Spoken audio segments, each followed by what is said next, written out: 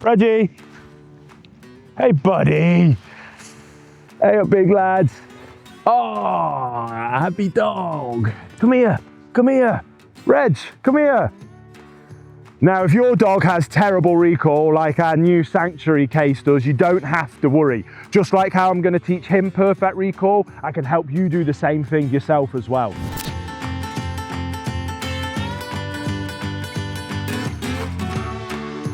So this is Reggie. Reggie is one of our sanctuary dogs here, and Reggie has unfortunately been stuck in a rescue for nearly 4 years after being abandoned there, and nobody has wanted to give him a home yet. So he's spending the next 4 weeks with us, where I'm going to turn him into a perfect canine companion and help him transition into a forever home where he can make his new family really, really happy. And one of the ways that we need to do that is by helping him have better recall.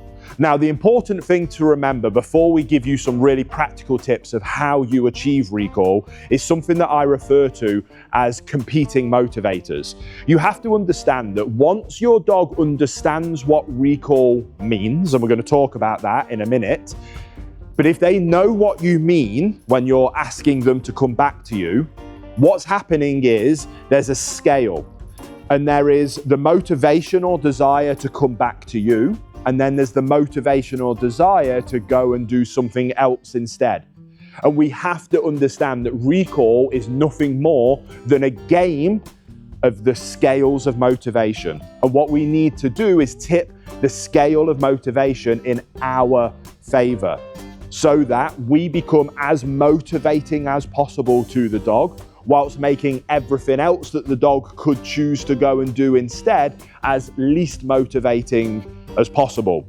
Now, those scales of motivation are going to be different for every dog, but let's look at exactly how I'm going to achieve it with my mate Reggie this month. So one of the foundational principles of recall is helping your dog understand that coming back to you is actually a good thing. And it is something that seems obvious, but so many owners don't do it. And I created my game. It's a very simple game, but it's called the You Equal Awesome game. And all you want to do is every time that your dog comes into your personal space is that something good happens. Now, ideally, this is something that you're doing from the very, very first day, the first second you get a dog. But so many people ignore their dog when they come into their personal space normally until they actually need them to come back in, use recall. The dog ignores recall because they've got no recall because you weren't doing things like this early on, getting frustrated and then actually being in your personal space because you're angry, telling the dog off, clipping a lead on the dog and walking it away from whatever it was doing that it thought was really fun. You've actually made you equal nasty, you equal stress, you equal bad emotions. And the way in which we do that is, again, it's just this You Equal Awesome game.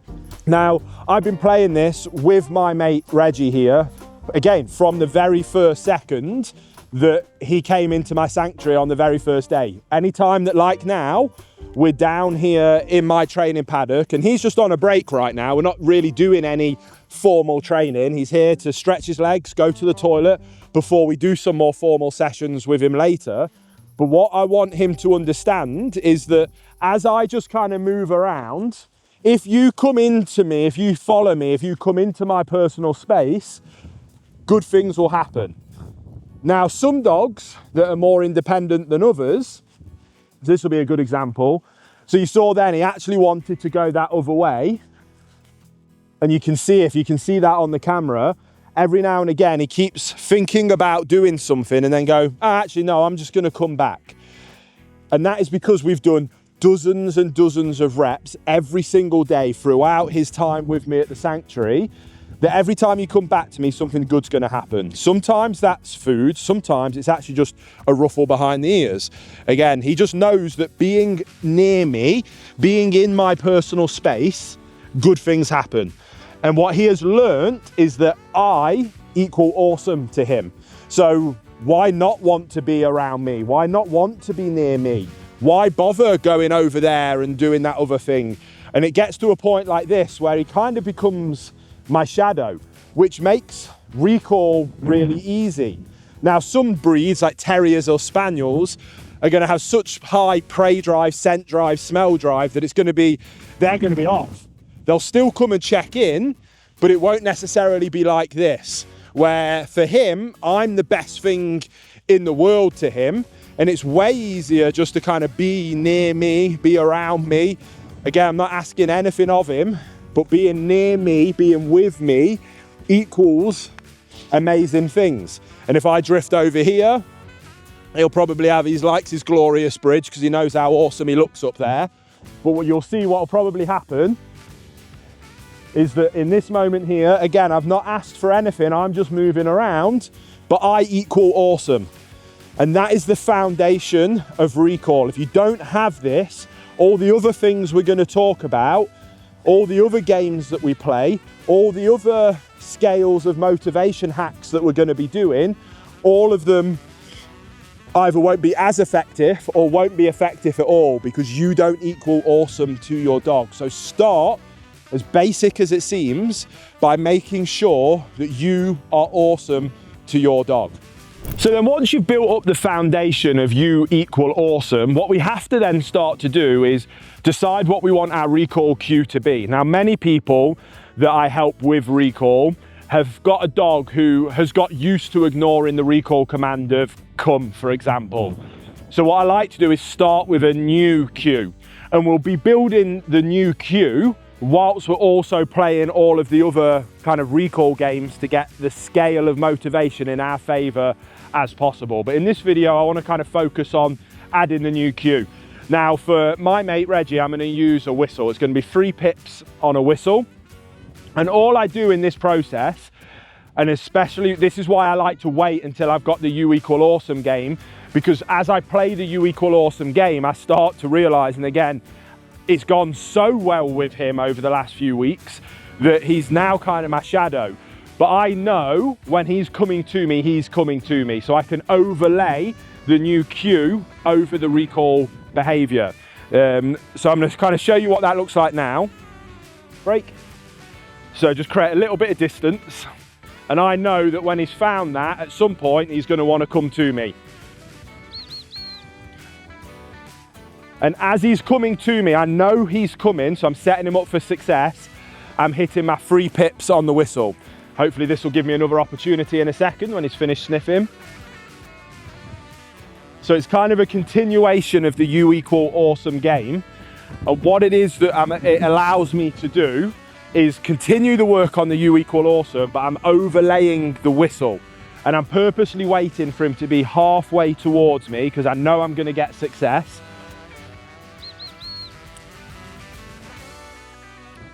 And we just keep doing repetitions like this. Again, these are the games that I'm now playing with him just as he's out here stretching his legs and having a toilet break. But what I do is I go from the whistle being in the middle of the behavior.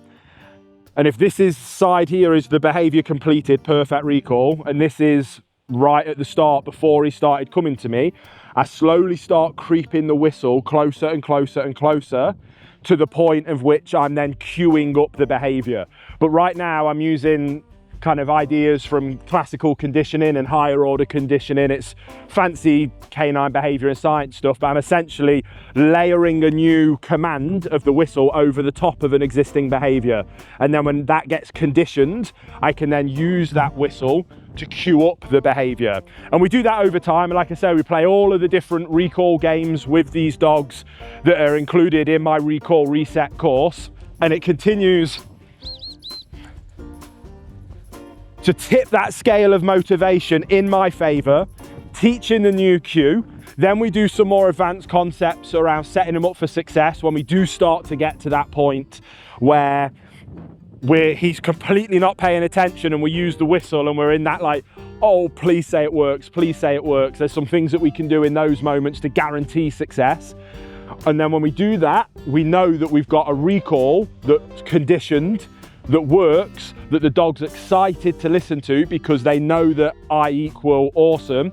And then we can go through the process of adding distance, adding duration, adding distraction to the program. But again, we're just out here making it work with my mate here, who's having a great time at my sanctuary.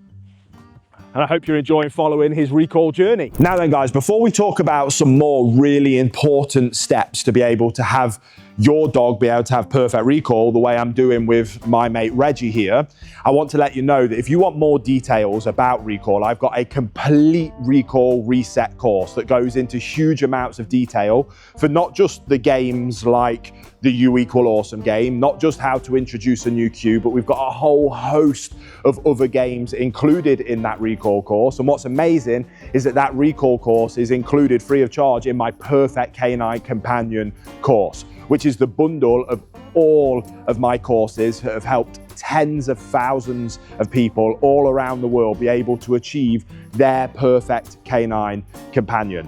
It includes the recall course, but also things like pulling, reactivity, how you can become a high-level canine leader, crate training, and so much more. And if you check out the link in the description box below, there's a special discount to thank you for supporting me here on this channel. And last of all, if you're interested in how I run my canine sanctuary, how I help dogs like Reggie completely free of charge, it's because the profits from our academy courses come straight into our sanctuary that allow us to help rescues, help rescue dogs, and help dogs like Reggie find their forever home. So again, if you're interested in learning more, there'll be a link in the description box below. But let's get back to the next step of achieving perfect recall with Reggie, and then what you can be doing with your dogs at home. Now, yes, it's really important that we help our dogs understand that coming back to us is a great thing. We help them understand what our whistle or our cue for recall actually means, and that we are making ourselves as motivating as possible by playing all of those different recall games that we can play, whilst working on decreasing the motivation of other things. But what you have to understand is that there's only so much you can do in terms of decreasing the motivation of other things, like, for example, chasing a squirrel. And in that moment, in a real life situation where your dog knows that you want them to come back to you, but they've seen a squirrel run off, what you need them to do in that moment is what we call impulse control. It's to control the impulse to chase the squirrel, and remember that they should always do as we ask. So you should also be working on your impulse control skills with your dog. That, yes, is great for recall, but a dog with high levels of impulse control is a dog that is easy to help become a perfect canine companion. And one of the best ways that I can help dogs have high levels of impulse control is by training like this. Place, yes, is teaching a place command. Now, the place command isn't technically for recall. It's amazing for your dog's manners inside the home.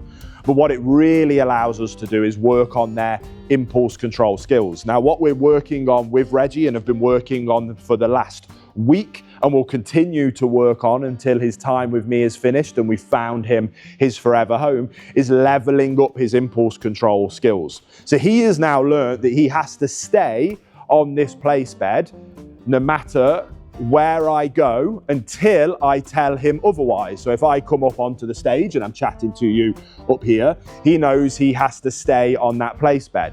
He knows if I come over here, maybe get one of our fake dogs out, he knows that even if there's a dog right there, he has to stay on that place bed.